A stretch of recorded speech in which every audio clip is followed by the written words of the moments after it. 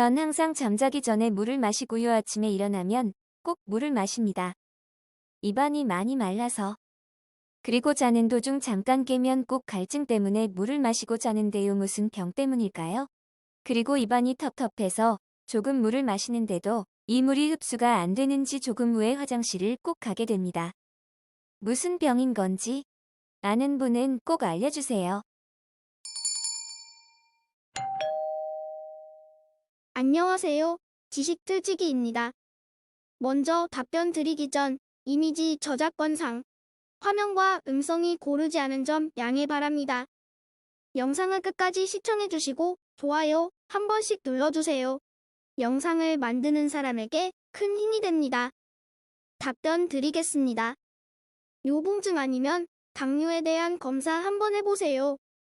요붕증은 소변을 많이 보는 것인데 그 원인에는 정신적인 문제, 아니면 뇌의 문제, 아니면 심장 쪽에 문제가 있어서 발생할 수 있습니다. 자세한 것은 아래 첨부하겠습니다.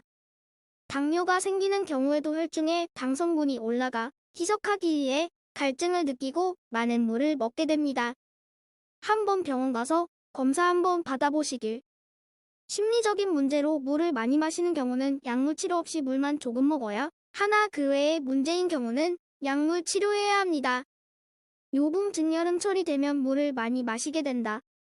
그러나 물을 많이 마신다고 소변이 반드시 많이 나오는 것은 아니다. 여름에는 땀으로 많은 수분을 잃어버리게 되므로 오히려 소변의 양은 줄어들게 된다. 그럼에도 불구하고 소변을 많이 보게 되는 사람은 우리 몸의 수분 조절 기능에 이상이 있는지 의심해 보아야 한다.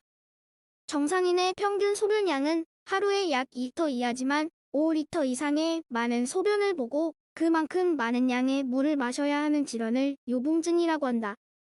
우리 심장이 혈액을 걸러서 노폐물을 소변으로 배설할 때 물은 가능한 한 재흡수하여 소변으로 배설시키지 않으려고 하는데 이때 항잉요 호르몬이라는 호르몬이 필요하다. 항잉요 호르몬은 대뇌에서 만들어져서 뇌하수체에 저장되어 있다가 우리 몸에 수분이 더 필요할 때 분비된다.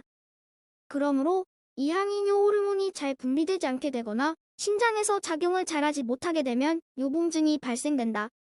요붕증 환자는 대개 2시간 간격으로 소변을 보고 물을 마시게 되어 생활에 많은 불편을 겪게 되며 수면 중에도 몇 차례 깨어 소변을 보아야 하므로 양요증을 동반하는 수가 많다. 물을 충분히 마시지 못할 경우에는 탈수가 되어 무기력하게 되며 식욕이 소실된다. 요붕증의 발생률에 관한 국내에 정확한 통계는 없지만 대학병원급에서 1년에 약 50명 이상이 진단되고 있는 아주 드문 질환은 아니다. 대뇌에서 항잉요 호르몬이 잘 생산되지 않는 요붕증을 중추성 요붕증이라고 하고 심장에 병이 있어서 항잉요 호르몬의 효과가 나타나지 않는 경우를 신성 요붕증이라고 하며 심리적 원인에 의하여 물을 자꾸 마시게 되어 소변을 많이 보게 되는 시민성 요붕증도 있다. 중추성 요붕증은 선천적으로 발생하는 경우가 있고 대뇌의 종양, 염증, 외상 등에 의하여 발생하는 경우가 있다. 신성 요붕증은 심장의 선천성 질환이나 후천적인 여러 가지 질환에 의하여 발생한다. 특히 중추성 요붕증의 경우는 뇌질환에 의한 경우가 많기 때문에 요붕증이 있을 경우 반드시 그 원인을 조사해야 한다.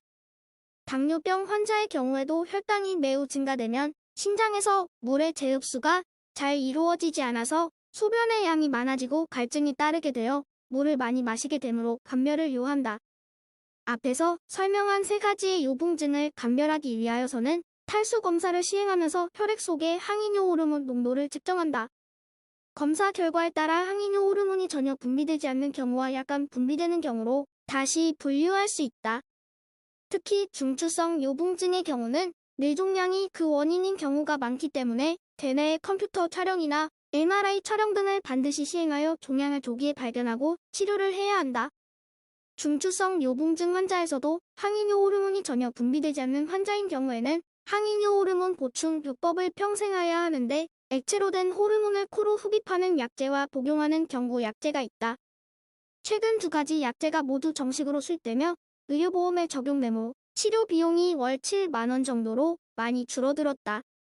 항잉요 호르몬이 부분적으로 결핍되어 있는 환자들에게는 대뇌의 항잉요 호르몬 분비를 자극할 수 있는 약제들을 경구 투여함으로써 효과적인 치료를 할 수 있다. 뇌기, HTM, 지금까지 지식틀찌기였습니다. 다음 영상은 더욱 호기심 많은 질문들로 데이트될 예정입니다. 구독하시면 일상생활에서 가끔 궁금한 질문들이 함께할 것입니다. 지식과 상식 얻어가세요. 감사합니다.